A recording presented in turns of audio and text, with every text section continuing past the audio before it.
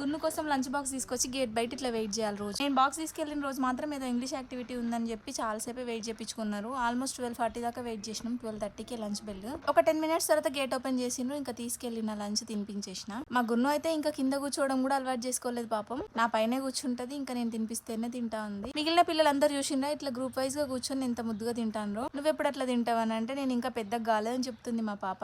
అప్పుడప్పుడు మా గున్నుగాడు చేసే చేష్టలకు మస్తు కోపం వస్తుంది కానీ ఇట్లా ఏడుస్తుంటేనే మస్తు ఏడుపు వస్తుంది నాకు కూడా. అన్నం తినిపించినంతసేపు మంచిగానే ఉన్నది. ఇంకా క్లాస్ లో కూర్చోబెట్టి ఇంటికి వద్దాం అనుకునేసరికి ఇంకా స్టార్ట్ చేసింది. అవునా తోమద్దు మళ్ళీ ఇక్కడ అవుతుంది. అదే ఏదో ఒక సాకు చెప్పి ఇంటికి రావాలని చూస్తా ఉన్నది. సరే మరి ఇంటికి వస్తావా మమ్మీ అంటే నేను రాను నువ్వు వెళ్ళు అని చెప్తా ఉంది. ఇంకా వాళ్ళ పీటీ సార్ ఏమో విజిల్ వేసుకుంటూ ప్రతి క్లాస్ చెక్ చేసుకుంటా ఉంటాడు కదా. ఆ టైంలోనే మా గున్నుగాడు అయితే మస్తు భయపడుతుంది. ఇంకా క్లాస్ రూమ్ లో వదిలేసి కొద్దిసేపు అయిన తర్వాత వెనక సైడ్ నుంచి వెళ్ళి ఏడుస్తుందా అని చూసిన. ఎవరో ఒక అబ్బాయి మాత్రం బాగా చూసుకుంటున్నాడు మా గున్నుగాన్ని. కొద్దిసేపు అయితే ఏడ్చింది. ఆ తర్వాత ఊకున్నది. నేను కూడా నిమ్మలవాడి ఇంటికి వచ్చేసిన.